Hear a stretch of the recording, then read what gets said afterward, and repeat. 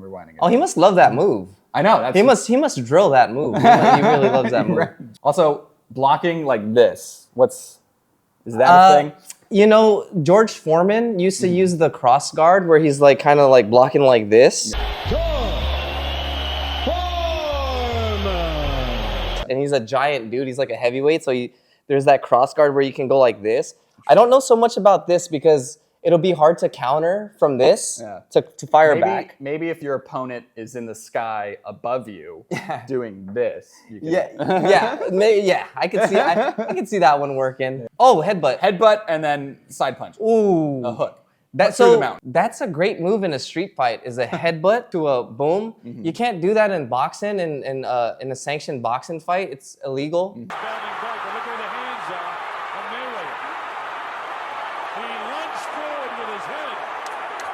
It's that good of a move that they had to like ban it? Yeah, dude, that's why there's no headbutts in boxing or in MMA or in combat sports unless it's like something else. But in boxing, you can't headbutt, but in the street, you can. So it's a legit move to headbutt somebody and then come with a shot. It's a dirty move, but in the streets, you can do whatever you want to do. Baby.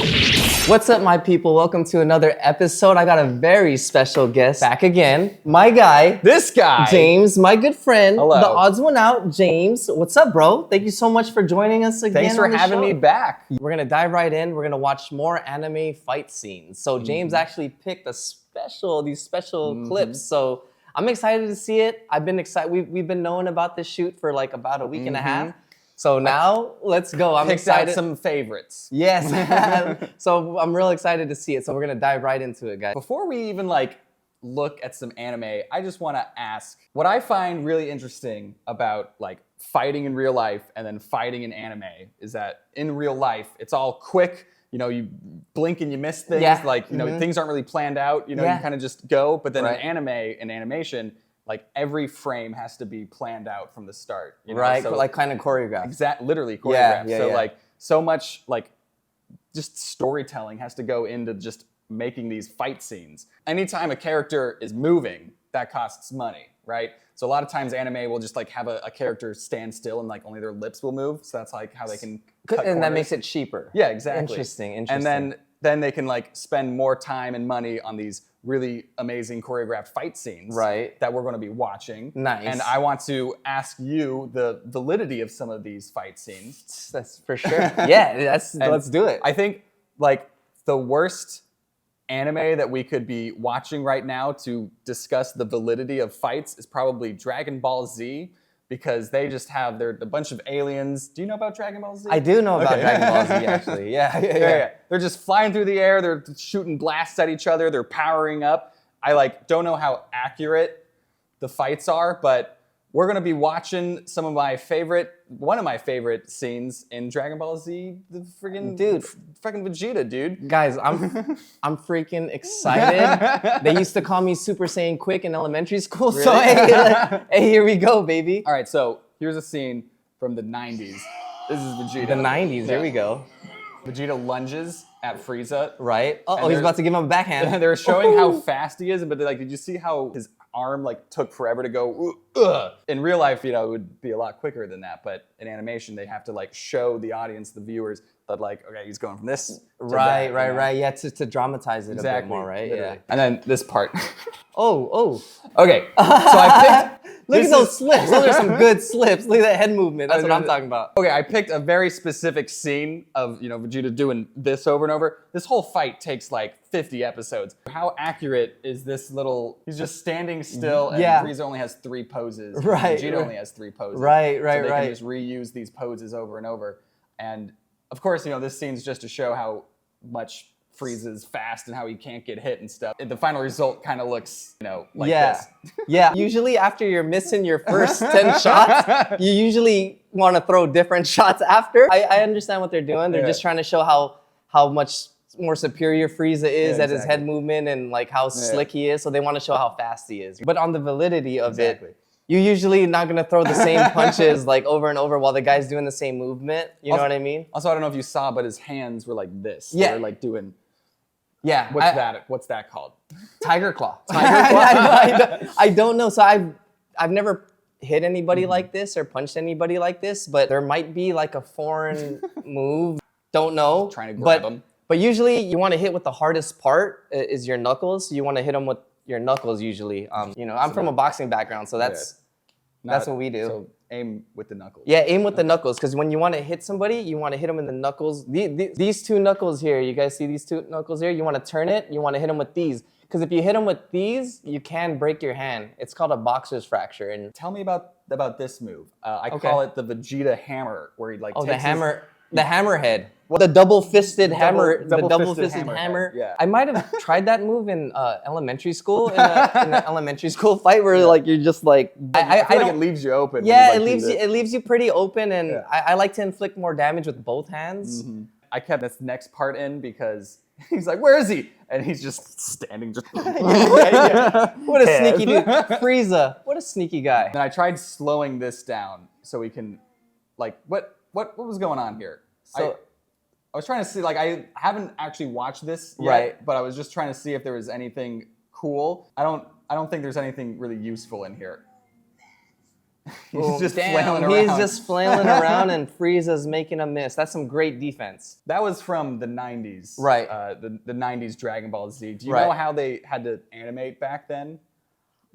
Dude, I don't know. I was gonna ask you like how they animated this and how long it took. Oh, geez. When I met these guys, when I started training these guys, I really found a new appreciation for anime and animated stuff, because I never knew how much work it took. It's every insane. frame. As I'm just watching as like a regular dude, not even knowing about the stuff, and then I met you guys and you guys taught me about it, and I'm just like, that's insane, dude. That is like so insane. Super Saiyan. In Super Saiyan. Yeah, so, I love it. So back in the 90s, before computers were really a thing, they had to paint like physical animation cells. So the background artist right here had to like paint this background of like the ground and the grass. Yeah. And then on paper, this is on paper? Yeah, like with paper and paint and canvas or whatever. And then Frieza just standing right there, he had to be painted on this like transparent sheet called a cell.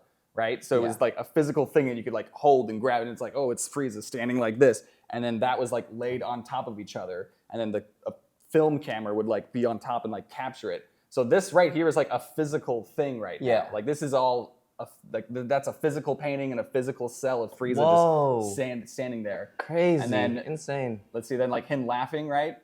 So like that had to be drawn probably like twice. It's just like, he's like shrugging, maybe even 3 times it looks like. Yeah. So they draw it 3 times, and then they just use that motion and place it. Interesting. And then it also looks like there was like a camera zoom too. So I don't even know how that was done. But like anytime a character moves, it's all had to be planned out, choreographed.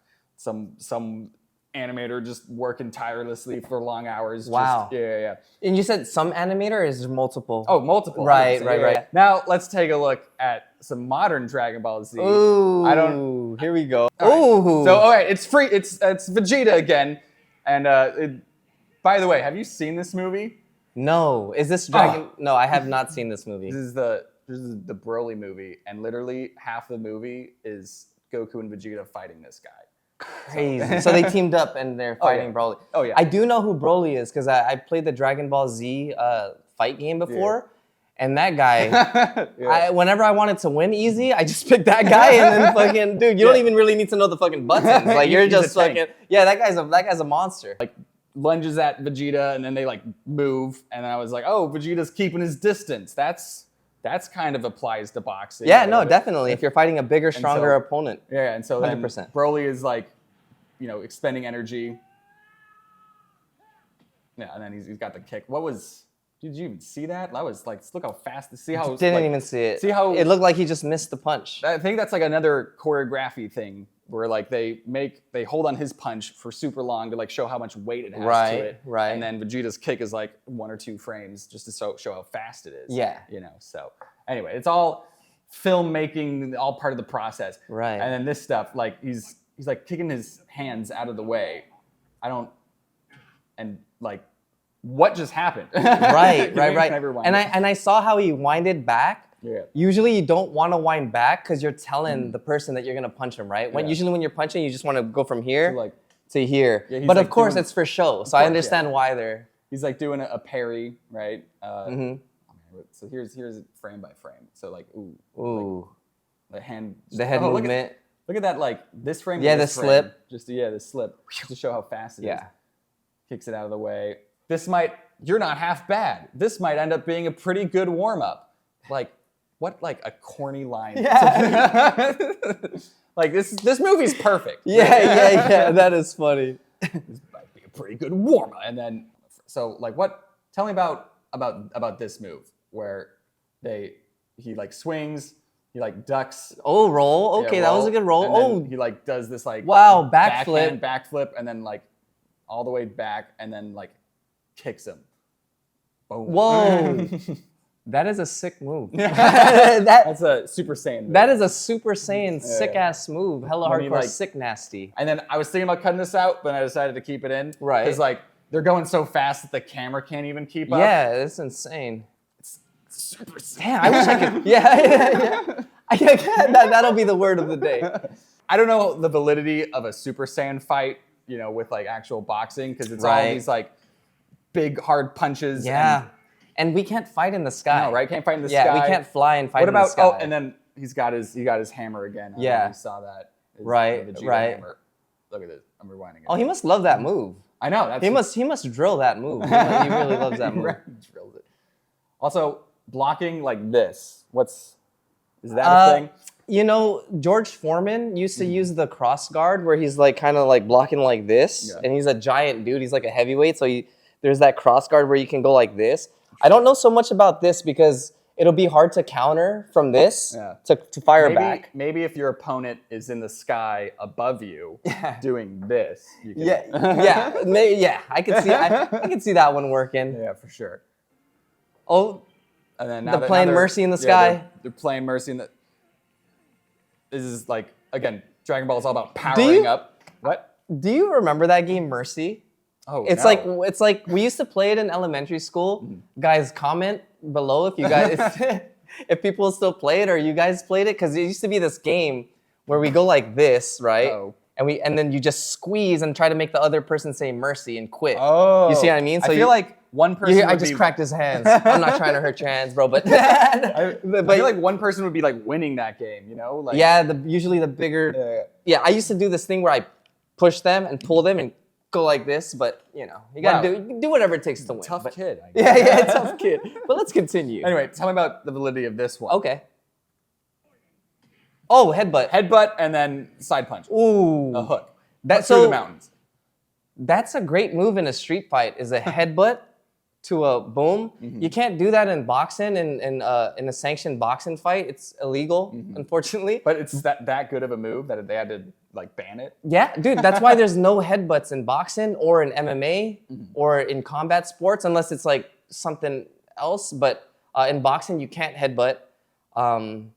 But in the street, you I mean, can. yeah, So that's exactly, yeah. it's a legit move to headbutt somebody and then come with a shot. It's a dirty move. Okay. But in the streets, you can do whatever you want to do, really. Or when you're fighting an alien protecting your planet.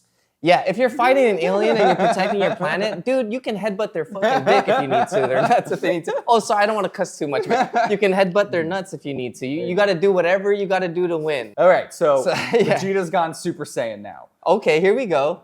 Oh shit! What is he gonna do? Dude, look at that guy's neck I know, right? veins. Crazy. And then so I put that in because it's like showing, like it's such a stupid move to teleport behind someone, do a turn, and then all he has to do is just like, Yeah. and like that doesn't actually work, but Right. it's showing how powerful the Super Saiyan is, Yeah. right? Yeah, So exactly. It's all, for show and all. It all had to be. It's storytelling through fight Right. scenes, Right. Ooh, and then you got a body shot. Yeah. And then, Good body shot. And he's still blocking like this. Yeah. Yeah, when damn. he's blocking like this, I think he went to the body. That was probably of course it was planned. Of course, But anytime anybody's blocking like this, guys, look at how big my body is. Crush him in the body. Yeah. Crush him in the body. It's great. Move. There's a line, damn it, he's learning as he fights. Like, this is just amazing writing. And I Yeah. love, and by the way, this movie is it's like 2018, so. Yeah. Also, I think there was another line that we missed. It's, he's fast. He must have studied how to use his power. It's perfect. Like, Yeah. I love this movie. Anyways, Top tier. Now there's just a bunch of like fight in the sky. Hold on. Boom. Yeah, right? Oh, he's learning as he fights. Now, boom, boom, boom. there was another. So, shooting laser beams at your opponent. Whoa. That's about it for the Broly movie. But.